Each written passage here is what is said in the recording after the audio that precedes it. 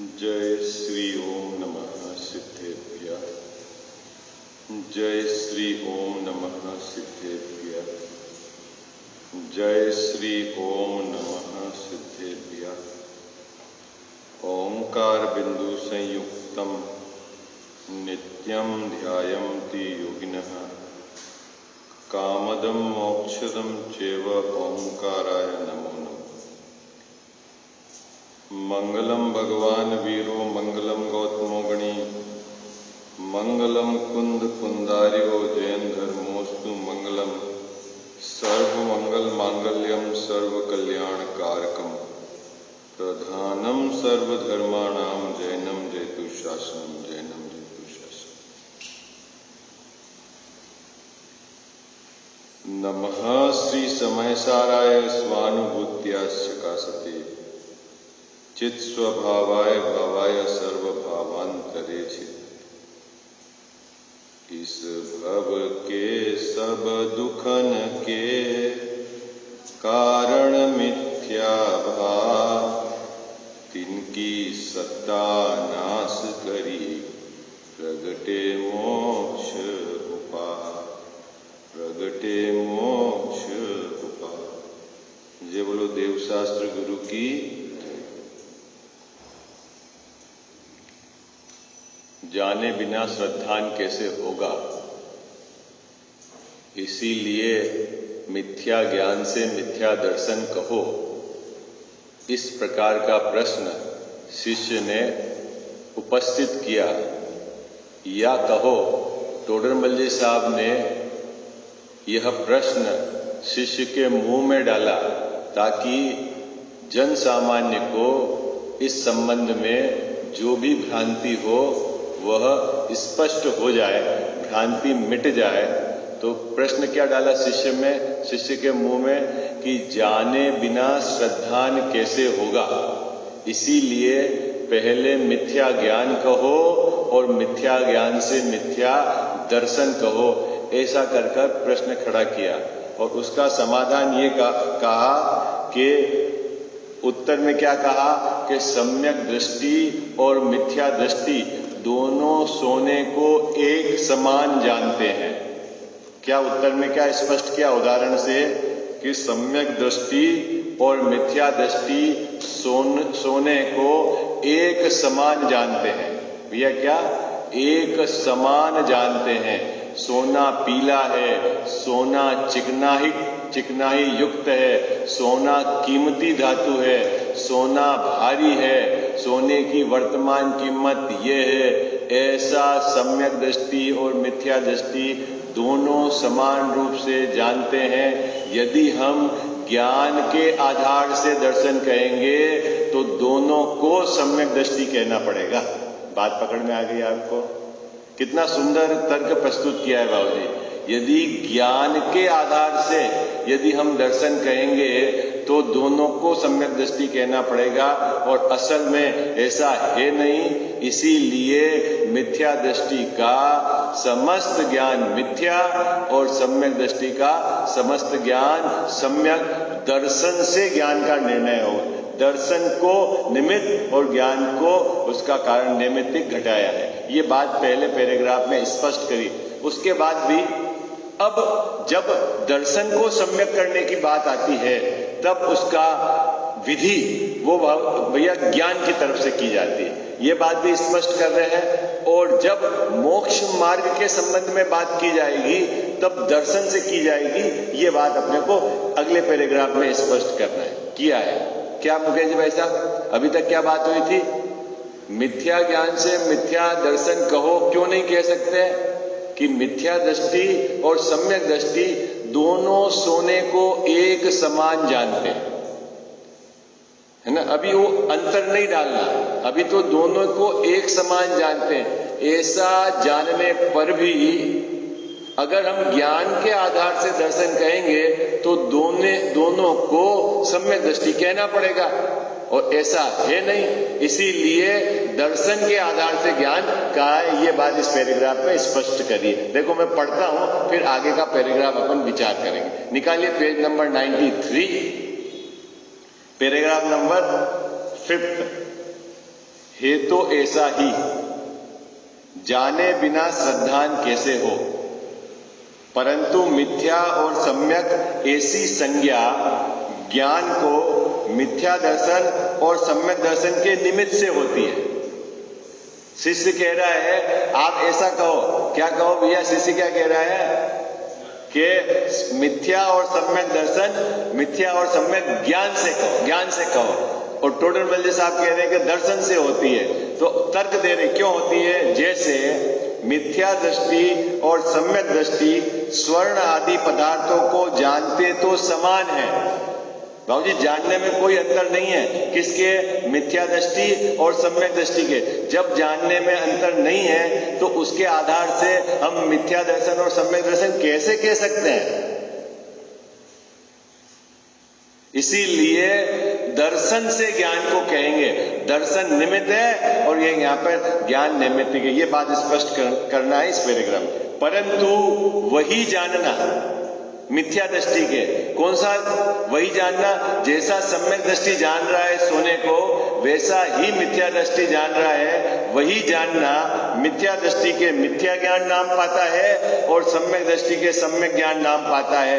तो उसका कारण क्या है? सम्यक दर्शन और मिथ्या दर्शन है। इसी प्रकार सर्व मिथ्या ज्ञान और सम्यक ज्ञान को मिथ्या दर्शन और सम्यक दर्शन का कारण जानना। ये पैराग्राफ तो अपन ने कल पढ़ लिया था।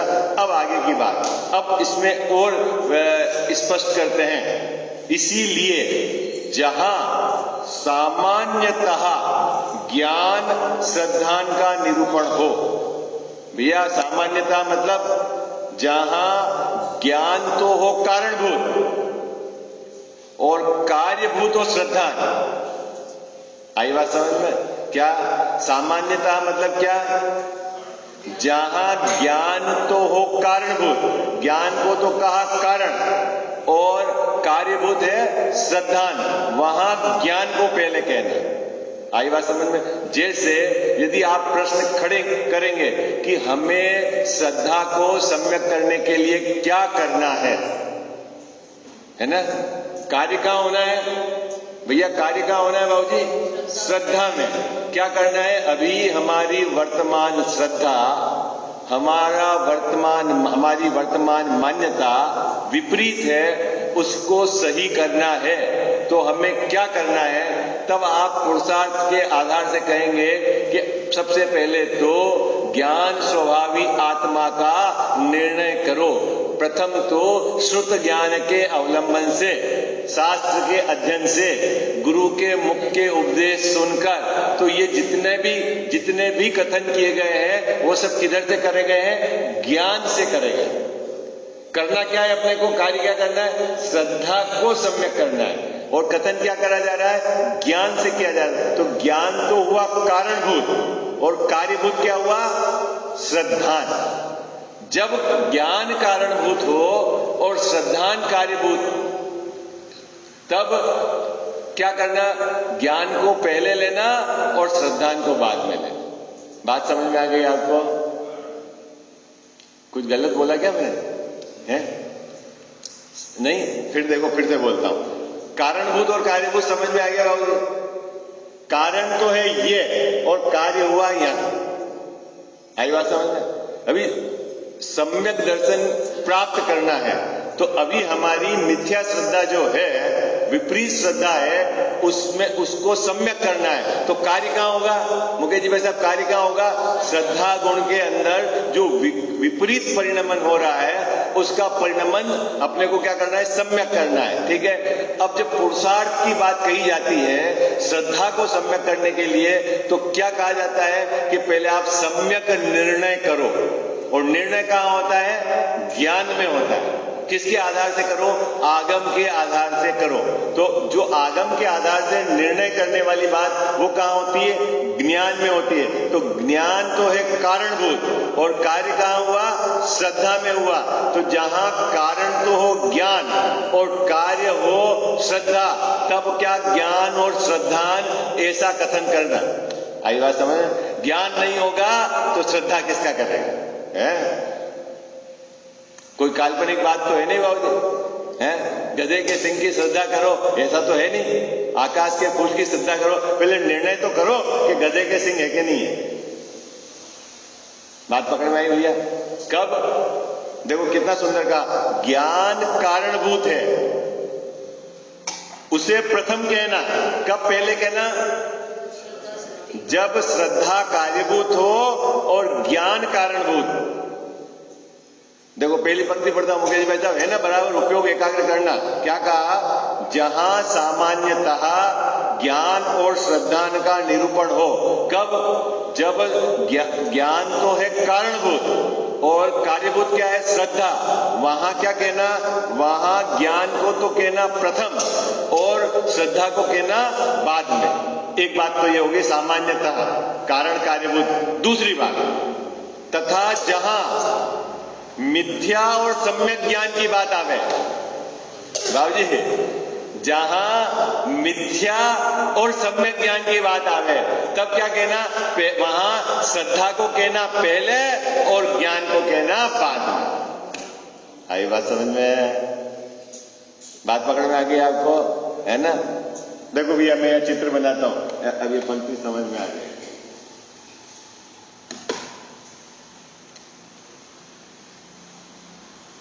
ज्ञान और श्रद्धा, है ना? जब यहां श्रद्धान को सम्यक कहना है, करने की विधि की बात करी जाए कि श्रद्धा को आपको कैसे सम्यक करना है, तब क्या कहेंगे आप?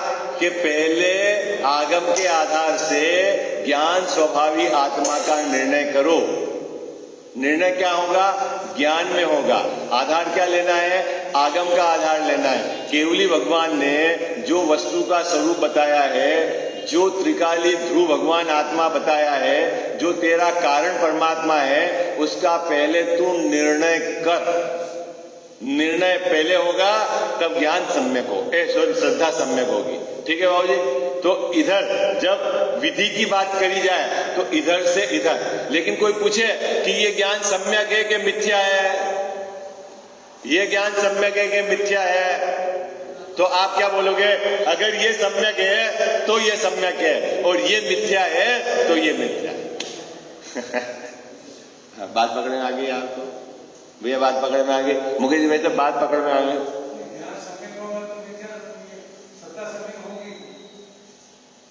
यही तो समझा रहे बाबूजी कि इधर से चलेगा सम्यक का कथन, इधर से नहीं चलेगा। आपका ज्ञान आगम के आधार से सही निर्णय कर ले तो भी वो ज्ञान सम्यक ज्ञान नाम नहीं पाता है जब तक श्रद्धा सम्यक नहीं हो। कानून बनता है ना, कानून बनता है, लोकसभा में पास कर दिया, 2/3 बहुमत से पास कर दिया, अक्षर टू अक्षर, तो भी वो कानून नहीं कहा जाता है। कब कानून कहा जाता है? जब राष्ट्रपति उस पर साइन कर दे। यद्यपि राष्ट्रपति उसमें चेंज कुछ नहीं करता है, लेकिन जब तक साइन नहीं होंगे तब तक उसको कानून नहीं कहा जाता है। आई बात पकड़ में आई आपको? क्या हेतु भाभी जी? कानून कौन बनाता है? सांसद सब मिलकर, सभा, फिर उसमें बहुमत के आधार से कानून बनता है। उन्होंने सब बनाकर ये लिख दिए नियमावली, तो वो कानून हो गया? नहीं हुआ। कानून कब कहा जाएगा? जिस समय राष्ट्रपति उस पर साइन कर देगा। ऐसे ही आगम के आधार से मुकेश जी भाई साहब ज्ञान में निर्णय होगा सम्यक, लेकिन वो सम्यक निर्णय होने पर भी इस ज्ञान को सम्यक नहीं कहते हैं। बाबूजी, इस ज्ञान को सम्यक नहीं कहते हैं। इस ज्ञान को सम्यक कब कहेंगे? कि जब श्रद्धा सम्यक होगी, मोहर यहां से लगेगी, साइन यहां से होंगे। तो अब जब विधि की बात करी जाएगी, क्या मुकेश जी भाई साहब, विधि की, तो कहेंगे कि संसद में बहुमत से वे नियम बनाओ, विधि की बात की जाएगी। और जब कानून की बात की जाएगी कि ये कानून बना कि नहीं बना, तो कहेंगे राष्ट्रपति के साइन होंगे तब कानून बनेगा। दोनों बात समझ में आई आपको? अरे हाँ जी या ना जी? है, समझ में आ गई आपको? यही बात कही जा रही है। बाबूजी समझ में आ गई? टेक्चंद जी बाबूजी, अंतर समझ में आया? जैसे अभी देखो, अभी आत्मा के अनुभूति पूर्वक सम्यक दर्शन होता है, और अनुभूति जब होती है ना तो आत्मा दिखता तो है नहीं अपने को, आनंद का वेदन होता है अनुभूति में। ठीक है, अंदर दिखता तो है नहीं, क्योंकि आत्मा के प्रदेश तो केवली भगवान को दिखते हैं।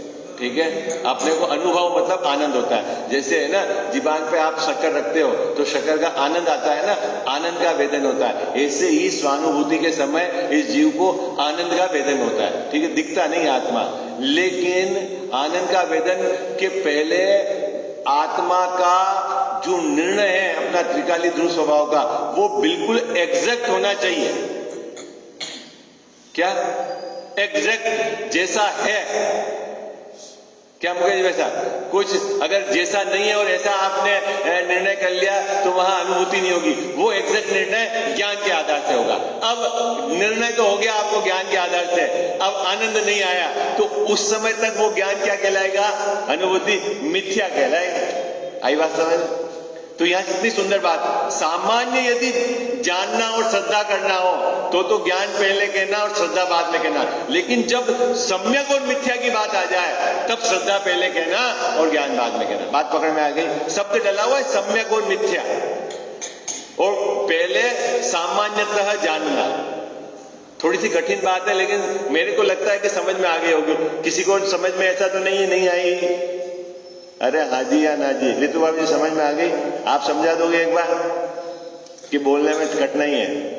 कोई बात नहीं, मतलब आगे बढ़ूं मैं, सबको क्लियर है ना? देखो मैं फिर पैराग्राफ पढ़ देता हूं, फिर आगे बढ़ते हैं। इसीलिए जहां सामान्यतया ज्ञान श्रद्धान का निरूपण हो, सामान्यतया किसको कहना तो उसको स्पष्ट कर रहे हैं, वहां तो ज्ञान कारणभूत है। जहां ज्ञान कारणभूत है उसे प्रथम कहना, और जहां श्रद्धान कार्यभूत है उसे बाद में कहना। आई बात समझ में? जहां ज्ञान कारण है और श्रद्धान कार्यभूत है, वहां ज्ञान को पहले कहना और श्रद्धा को बाद में कहना, है ना? जब भी बाबूजी सम्यक दर्शन प्राप्त करने की विधि की जाएगी तो श्रद्धा की तरफ से बात नहीं की जाएगी, ज्ञान की तरफ से बात की जाएगी। आगम के आधार से निर्णय करो, भेद विज्ञान करो, अपने को एक तरफ और अपने से भिन्न स्व और पर का विवेक जागृत करो, है ना? ऐसा किसकी तरफ से कहा जाएगा कथन? ज्ञान की तरफ से किया जाए। तो ज्ञान तो एक कारण, और कार्य कहां होगा? श्रद्धान में, है ना?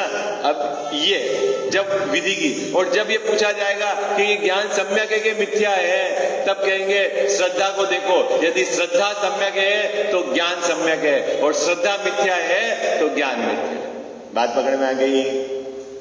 यही बात है। आगे, तथा जहां मिथ्या और सम्यक ज्ञान श्रद्धान का निरूपण हो, वहां श्रद्धान कारणभूत है। मुकेश भाई साहब, कहां जहां मिथ्या और सम्यक की बात चले वहां श्रद्धा को पहले देखना, वो श्रद्धान कारणभूत है। श्रद्धा यदि सम्यक है तो ज्ञान सम्यक है, और श्रद्धा यदि मिथ्या है तो ज्ञान मिथ्या है ना? तो वहां श्रद्धान कारणभूत है, उसे पहले कहना, और ज्ञान कार्यभूत है, उसे बाद में कहना। बात पकड़ में आ गई? ये पैराग्राफ अब कोई कंफ्यूजन तो नहीं होगा? किसी को कंफ्यूजन तो नहीं है? हाँ, दोनों तरफ से तो बताइए। वो कितना सुंदर स्पष्टीकरण है। स्पष्टीकरण समझ में आया कि नहीं आपको? कारण किसको कहना, कार्य, वो स्पष्टीकरण कितना सुंदर है। यदि मिथ्या सम्यक की बात हो तो आप श्रद्धा को पहले करना, और जब भी श्रद्धा को सम्यक यानी श्रद्धा को कार्यभूत करना है तो कारण ज्ञान को पहले कहना।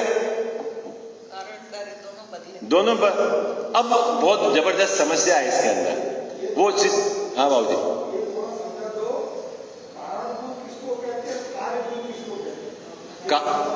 कारण कार्य नहीं समझ में आता बाबू जी।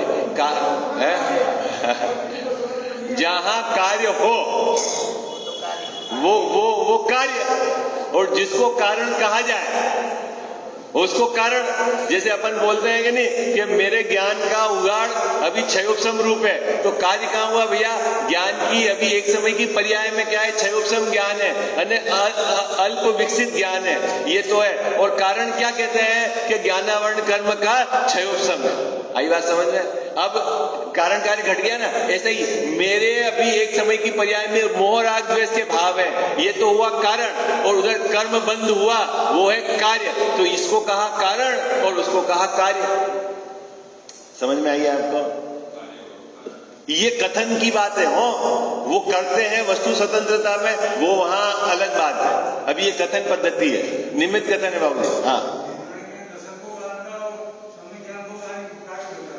हाँ, जब मिथ्या सम्यक की बात करें कि ये ज्ञान सम्यक है कि मिथ्या है, तो आप बोलोगे अगर देख लो श्रद्धा सम्यक है तो ज्ञान सम्यक है, श्रद्धा यदि विपरीत है तो ज्ञान मिथ्या है। और यदि आप बोलोगे कि श्रद्धा को सम्यक करना है तो विधि क्या है, तो आप बोलोगे नहीं, पहले सम्यक ज्ञान करो श्रद्धा सम्यक हो जाएगी।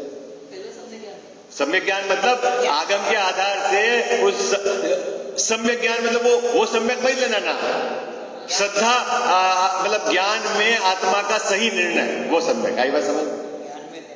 हाँ, मुकेश भाई साहब क्लियर है? हाँ जी या ना जी?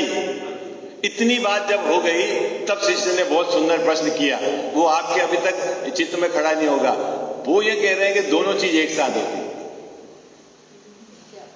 है, दोनों ज्ञान और श्रद्धान बाबूजी दोनों एक साथ होता है। तो अब एक को आप कैसे कारण कह रहे हो, एक को कैसे कार्य कह रहे हो, ये मेरे समझ में नहीं आया। बात पकड़ में आ गई आपको? हाँ, टोडर मल्ली साहब का शिष्य है वो।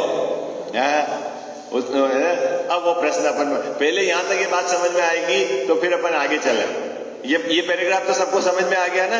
अब आगे प्रश्न, फिर प्रश्न है ज्ञान श्रद्धान तो युगपद होते हैं, युगपद मतलब एक साथ होते हैं। मुकेश जी भाई साहब एक साथ होते हैं, ज्ञान और श्रद्धान एक साथ होते हैं। उनमें कारण कार्यपना कैसे कहते हो कि एक को कारण कह रहे हो और एक को कार्य कह रहे हो, जबकि दोनों ही एक साथ होते हैं? बाबू जी देखो, अभी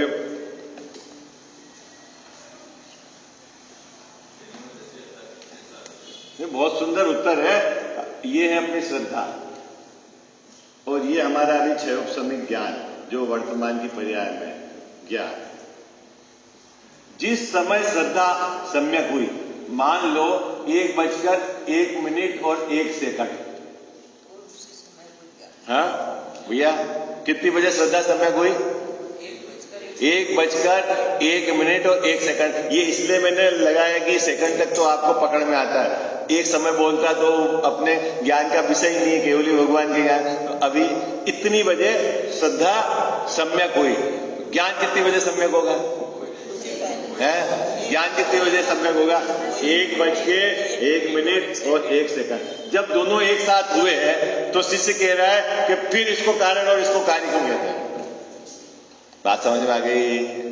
हाँ जी या ना जी? बाबूजी बात नहीं समझ में आई है? ये बात तो हमने समझ ली कि मिथ्या सम्यक इसके नाम से आधार पड़ता है। अब शिष्य ने प्रश्न अलग खड़ा किया। क्या खड़ा किया? कि दोनों एक साथ होते हैं, युगपद, युगपद मतलब एक साथ होते हैं। तब जब एक साथ होते हैं तो ये कारण और ये कार्य ये कैसे संभव है? प्रश्न समझ में आया भैया? अरे हाँ जी हाँ जी, आपको आनंद आ रहा है कि नहीं आ रहा? विषय का कितना शार्प करके क्लियर करा विषय है। जब दोनों एक साथ होते हैं तो एक को कारण कहते हो और एक को कार्य कहते हो, ये कैसे कहते हो मुझे समझा। प्रश्न समझ में आ गया? चले आगे रितु भाभी जी, प्रश्न समझ में आ गया? आपके चेहरे से लग रहा है आपको डाउट है। डाउट तो नहीं है ना? आगे बढ़े, चलो बहुत सुंदर। समाधान, वह हो तो वह हो, बस उत्तर मिल गया। क्या क्या बाबूजी? वह हो तो वह हो, बस ये उत्तर मिल गया है। मुकेश जी साहब उत्तर क्या है? वह हो तो वह हो। क्या समझ में आई आपको? नहीं आई? क्या उत्तर क्या है? समाधान, वह हो तो वह हो, ठीक है। ये होगा तो ये होगा, ये नहीं तो ये नहीं। तो करता कौन है? नहीं, करने वरने की बात छोड़ो, ये तो दोनों एक साथ है। भैया समझ में आ गई? करने वरने की बात छोड़ो, ये है तो ये है, ये नहीं है तो ये नहीं है। जगत में भी है, आप देखना बाबूजी, जो बहुत घनिष्ठ मित्र हो या जो अधिकतर साथ रहते हो, तो किसी मान लो एक को आप फोन लगा रहे हो, अगर वो उसका फोन नहीं पकड़ में आ रहा है, नहीं लग रहा है, तो मुकेश जी भाई साहब आप क्या करोगे? है?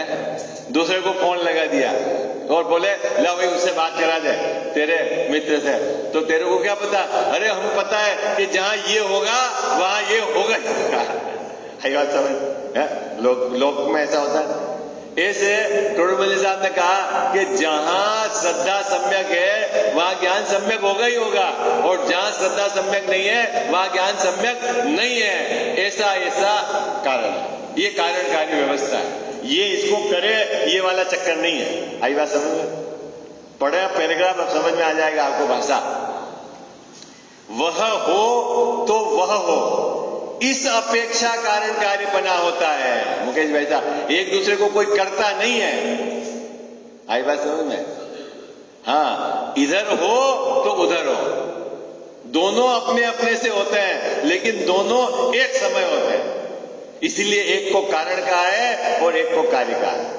आई बात समझ में? बाबूजी समझ में आ गई है? सूरज का उगना और कमल का खिलना किसने करा है? कमल अपने योग्यता से खिलता है सूरज, लेकिन इधर सूरज का उगना और इधर कमल का खिलना दोनों कार्य एक साथ होते हैं, इसलिए सूरज को कारण कहा और कमल के खिलने को कार्य कहा।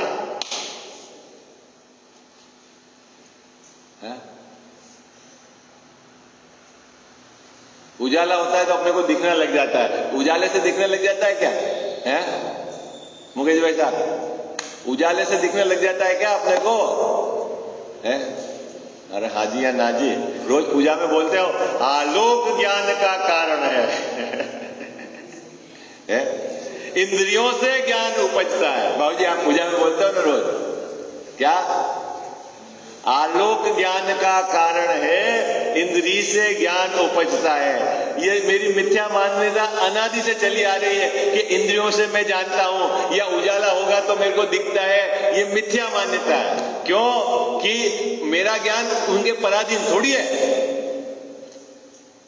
उजाला से दिखता तो अंधे को भी दिखना। हाँ, उजाला हो तो अंधे को भी दिखना। उजाला होए और दिखे तो फिर अंधे को दिखना चाहिए और उल्लू को भी दिखना चाहिए, और अंधेरा होए और नहीं दिखे तो उल्लू को क्यों दिखता है? अगर है? दिखता है ना, तो अंधेरा यदि नहीं दिखाता है तो फिर उल्लू को भी नहीं दिखना चाहिए ना। नहीं बात पकड़ में आई आपको? अंधेरे अपन को क्या लगता है अंधेरा हो गया मुझे नहीं दिखाई दे रहा, तो अंधेरे ने नहीं दिखाई दिया तो फिर उल्लू को कैसे दिखाई देता है? हाँ, उसके ज्ञान की जैसी योग्यता है। आई बात पकड़ में आई भैया? वो कारण नहीं है, लेकिन फिर क्या है कि अपन कहते हैं ना इसके कारण ये, तो दोनों का समकाल है। मेरे को दिखना बंद हो गया और उधर अंधेरा हो गया, इसलिए कहते हैं कि ये कारण ये कार्य, ऐसी ऐसी अपेक्षा है। आई बात समझ में? कथन की पद्धति है, ये यहां समझा रहे हैं। बाबूजी बात पकड़ में आ गई? क्या कह रहे हैं? दोनों का एक काल होने के कारण कारण कार्यपना है, ऐसा नहीं कि एक दूसरे को करते हैं, ये बात है। देखो पढ़ते हैं पैराग्राफ। वह हो तो वह हो, इस अपेक्षा कारण कार्यपना होता है। जैसे दीपक और प्रकाश युगपत होते हैं, है ना? दीपक है और प्रकाश है, दोनों एक साथ होते हैं। तथापि दीपक हो तो प्रकाश हो, इसीलिए दीपक कारण है और प्रकाश कार्य है। क्या कह रहे हैं? दीपक तो कारण है और प्रकाश कार्य है, दोनों एक साथ होते हैं। इधर दीपक जला और उधर अपने को दिखना लग गया, तो कहते हैं दीपक के कारण रोशनी है, लेकिन ऐसा है नहीं। दोनों अपने रोशनी से है, दीपक दीपक से है। आई बात है? कारण कार्यपना है। उसी प्रकार ज्ञान और श्रद्धान के है, अथवा मिथ्या दर्शन और मिथ्या ज्ञान के व सम्यक दर्शन और सम्यक ज्ञान के कारण कार्यपना जानना। जैसे जानोगे सम्यक श्रद्धान सम्यक हो गया, इधर मिथ्या दर्शन है तो ज्ञान मिथ्या है, इधर सम्यक दर्शन है तो ज्ञान सम्यक है। इस प्रकार कारण कार्यपना है जैसे दीपक और प्रकाश। आई बात समझ में आपको? है ना? एक हो तो दूसरा हो। आई बात समझ? क्लियर है ये पैराग्राफ? अब आगे जो बहुत सुंदर प्रश्न है, अब अपन उस प्रश्न की तरफ बढ़ते हैं। फिर प्रश्न है कि मिथ्या दर्शन के संयोग से ही मिथ्या ज्ञान नाम पाता है, तो एक मिथ्या दर्शन को ही संसार का कारण कहना था, मिथ्या ज्ञान को अलग किस लिए कहा? क्या आप में से कोई पढ़ो प्रश्न? आप घर में स्वाध्याय तो करते हो कि नहीं करते हो आप सब लोग ग्रंथ का? मिथ्या दर्शन के संयोग से ही मिथ्या ज्ञान नाम पाता है, तो एक मिथ्या दर्शन को ही संसार का कारण कहना था, मिथ्या ज्ञान को अलग किस लिए कहा? कहा गया, समझ में आई? पुरुष वर्ग में कौन पढ़ेगा? मुकेश भाई साहब, अभी प्रश्न कहां से चल रहा है आपको पता है? सबसे पहले तो ये टोडरमल्ली साहब ने क्या कहा कि मिथ्या दर्शन से ज्ञान मिथ्या होता है। तो वो ये कहता है कि साहब पहले ज्ञान होता है फिर संतान होता है, तो आप ज्ञान से दर्शन कहो। जब टोडरमल्ली साहब ने ये स्पष्ट कर दिया कि ज्ञान से दर्शन है, तब वो कहता है कि फिर दोनों एक साथ होते हैं तो एक दूसरे को कारण कार्यपना क्यों कहते हो? तब वो स्पष्ट कर दिया कि कारण कार्यपना इस प्रकार है। अब ये कहता है कि जब मिथ्या दर्शन से ही मिथ्या ज्ञान होता है, आप कह रहे हो, तो फिर संसार के कारण में मिथ्या दर्शन, मिथ्या ज्ञान और मिथ्या चारित्र क्यों कहते हो? सीधा एक दर्शन ही बीमारी है, उसी को बात पकड़ में आई? अरे हाजी या नाजी है? पढ़ो भाई आप में से पुरुष वर्ग में प्रश्न, फिर अपन उसका समाधान विचारते हैं।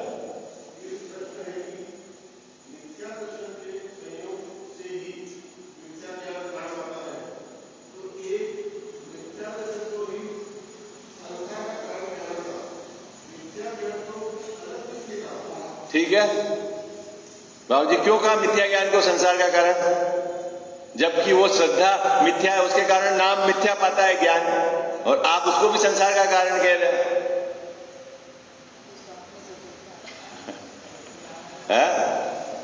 आपको टोडरमल्ली साहब की क्षयोपशम ज्ञान की कितनी विशेषता है आपको अब जैसे जैसे आप पढ़ते हो पकड़ में आ रही है आपको? कितना जबरदस्त, कितना गहरा, कितना बारीकी से उन्होंने स्वाध्याय करके निर्णय करा होगा। देखो अपन रूटीन में भी बाबूजी इतनी गहराई से विचार करते हैं, सामने प्रश्न है तो भी अपन कहां विचार करते हैं? बोलो, उनने तो प्रश्न खड़े किए हैं जन सामान्य को समझाने के लिए। ये ग्रंथ किसके लिए लिखा गया था बाबूजी? जिसके पास बड़ा दीपक नहीं है, जिसके पास छोटा दीपक है, उसके लिए लिखा गया था। किसके लिए लिखा था ग्रंथ भैया?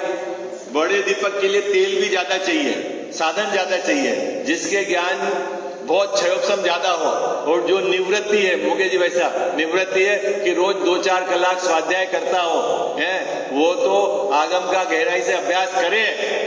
लेकिन जिसके पास मुश्किल से आधा 1 घंटा है और ताकत भी इधर टिमटिम हो रही है, उनके लिए लिखा है बाबूजी कि अगर वो नहीं कर सके तो कम से कम मोक्ष मार्ग का, क्या मोक्ष मार्ग है ये तो समझे। और अभी तो स्थिति बाबूजी ऐसी है कि ये जो सरल ग्रंथ है ना, ये भी नहीं स्वाध्याय करते हैं। दो पार्टी चल रही, एक तो पढ़ना नहीं और दूसरा एक चल रही है कि ये ग्रंथ तो लिखा पंडित ने है, ये तो ग्रंथ ही गलत है। आपको पता है क्या परिपाटी चल रही है बाबूजी? क्या परिपाटी चल रही है? 2 धारा चल रही है। किसमें धारा चल रही है? अपने दिगंबर संप्रदाय में। एक तो पढ़ना ही नहीं तो विचार करें, क्या विचार करेगा? और एक ये है कि ये ग्रंथ ही गलत है। क्यों? कि आचार्यों का लिखा हुआ नहीं, और आचार्यों के लिखे हुए ग्रंथ को क्या करना है मुकेश जी वैसा? वो आपके लिए नहीं है, वो हमारे लिए है, और हम पढ़ेंगे नहीं। बात पकड़ में आएगी आपको? क्या समय सार किसके लिए है? अरे नहीं, अध्यात्म नहीं पढ़ना, ये तो श्रावकों के लिए नहीं है। और ये मोक्ष मार्ग प्रकाशक किसके लिए है? अरे ये तो पंडित का ग्रंथ है। तो फिर हमको क्या करना है? आप तो जाप दो आप तो पूजा करो, पुण्य करो और आपका भला हो जाएगा, है बाबूजी? फिर क्या करना है अपने को? ये स्थिति है। चलो ठीक है साहब, ये तो श्रावकों के लिए है, और वो तो ग्रंथ है निवृत्त है मुनियों के लिए। तो आप तो स्वाध्याय करते हो, वो छोड़ो। क्या स्थिति हो गई देखो पंचम काल के अंदर बाबूजी। कि ज्ञान को पूरा एक तरफ, मतलब ज्ञान के कारण विचार को तो एक तरफ रख दिया धर्म के मार्ग में, और जिससे असल सबसे पहले आवश्यक कार्य बताया था कि चिंतवन विचार, उसको तो एक तरफ रख दिया। विचार मत करो आप, अगर आपको धर्मात्मा बनना है, धर्म के मार्ग में लगता है, तो मुकेश भाई साहब विचार मत करो आप, विचार करो, हम जो कह रहे हैं वो करो, विचार मत करो आप। अब विचार नहीं करेंगे तो कैसे काम चलेगा? तो मेरा आपको निवेदन है कि आप शांति से बैठकर जो अपनी आत्म कल्याण के लिए आपने निवृत्ति से समय निकाला है, गहराई से आप विचार करो पहले कि क्या बात सही है, क्या बात गलत है ना? जब तक आप विचार नहीं करोगे, और विचार करने के लिए आप पहले आधार पकड़ो, तो आधार आगम को पकड़ो। किसको आधार पकड़ो? आगम के आधार से विचार करो, अपनी मर्जी से विचार मत करो। किसके आधार से विचार करो? आगम के आधार से, कि आचार्य भगवंत ने क्या बात कही है। आई बात समझ में? और जब तक आप ये नहीं करोगे, और एक सावधानी और रखना विचार करते समय, मध्यस्थ भाव रखना, किसी भी पक्ष को अपने ऊपर हावी मत होने देना। नहीं तो क्या होगा कि वहां पक्ष यदि हावी हुआ तो जिनवाणी पढ़ते हुए आप गलत मार्ग में ही पक्ष हावी हुआ तो उसमें ही अपना पक्ष खोजने लग जाओगे, आप सही चीज नहीं पकड़ में आएगी। आप आई बात पकड़ में? प्रश्न क्या है भैया? शिष्य का क्या प्रश्न है कि मिथ्या दर्शन से मिथ्या ज्ञान, ठीक है, ये आपने कहा और आपने स्पष्ट भी किया। तो अब जब मिथ्या दर्शन मिथ्या ज्ञान का कारण है, तो इस पूरी समस्या यानी संसार की जड़ एकमात्र मिथ्या दर्शन को कहो। आप मिथ्या दर्शन, मिथ्या ज्ञान और मिथ्या चारित्र, इन तीन को क्यों कहते हैं? और अगर अपन पॉजिटिवली लगाएं तो सम्यक दर्शन, उसी को आप मोक्ष मार्ग का कारण कहो। सम्यक ज्ञान और सम्यक चारित्र को क्यों कहते? आई बात समझ में? ये शिष्य का प्रश्न है। देखो मैं पढ़ता हूं प्रश्न।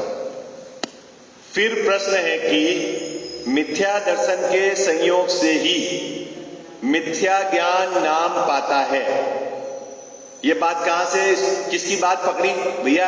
शिष्य ने किसका मुंह पकड़ा? टोडरमल साहब ने समाधान दिया था ना ऊपर कि मिथ्या दर्शन से मिथ्या ज्ञान होता है। ठीक है साहब, मिथ्या दर्शन से मिथ्या ज्ञान होता है, तो अब क्या करो? तो एक मिथ्या दर्शन को ही संसार का कारण कहो। फिर आपने ग्रंथों में, आचार्य भगवंतों ने संसार के कारण में मिथ्या दर्शन, मिथ्या ज्ञान और मिथ्या चारित्र क्यों कहा? अपन अभी मोक्ष मार्ग प्रकाशक में भी तो पढ़ के आए, तीसरा अधिकार, क्या नाम है उसका तीसरा अधिकार का? संसार दुख का कारण है। और वहां क्या कहा? मिथ्या दर्शन, मिथ्या ज्ञान, मिथ्या चारित्र। और अपन बोले एक मिथ्यात्व भाव, मिथ्यात्व भाव मतलब तीनों ले लेना उसमें, उसको कारण कहा। और आप यहां कह रहे हो कि मिथ्या दर्शन से मिथ्या ज्ञान होता है, तो फिर एक कोई कारण कहो कि संसार का मूल कारण मिथ्या दर्शन है, बस तीन को मत कहो। यह शिष्य का प्रश्न है। देखो समाधान में पढ़ लेता हूं, समाधान पर अपन कल विचार करेंगे। बहुत सुंदर समाधान है, सिर्फ मैं पढ़ता हूं, पढ़ भी इसलिए रहा हूं कि आज दिन भर आप इस पर विचार करना, क्या बात पकड़ में आ रही है, फिर अपन इसकी चर्चा करेंगे। ज्ञान ही की अपेक्षा तो मिथ्या दृष्टि और सम्यक दृष्टि के क्षयोपशम से हुए यथार्थ ज्ञान में कुछ विशेष नहीं है, तथा वह ज्ञान केवल ज्ञान में भी जा मिलता है, जैसे नदी समुद्र में मिलती है। इसीलिए ज्ञान में कुछ दोष नहीं है, परंतु क्षयोपशम ज्ञान जहां लगता है वहां एक ज्ञेय में लगता है, और इस मिथ्या दर्शन के निमित्त से वह ज्ञान अन्य ज्ञेयों में तो लगता है, परंतु प्रयोजनभूत जीवादि तत्वों का यथार्थ निर्णय करने में नहीं लगता। सो यह ज्ञान में दोष हुआ, इसे मिथ्या ज्ञान कहा, तथा जीवादि तत्वों का यथार्थ श्रद्धान नहीं होता, सो यह श्रद्धान में दोष हुआ, इसे मिथ्या दर्शन कहा। ऐसे लक्षण भेद से मिथ्या दर्शन और मिथ्या ज्ञान को भिन्न कहा। आई बात समझ में? थोड़ा सा कठिन हो गया ना पैराग्राफ है, कल अपन इसको समझेंगे क्या कहना चाह रहे हैं, और फिर ये मिथ्या ज्ञान का प्रकरण अपना यहाँ पूरा होगा। कौन सा मिथ्या ज्ञान चल रहा है भाई साहब? ये अग्रहित है ना, मिथ्या दर्शन, मिथ्या ज्ञान और मिथ्या चारित्र की चर्चा है। ग्रहित की अब आगे होगी, अभी अग्रहित जो अनादि से चला आ रहा है, उसमें जो 7 तत्व के संबंध में हमारा जो सम्यक ज्ञान नहीं है, उसकी चर्चा है। विशेष चर्चा अपन कल करें।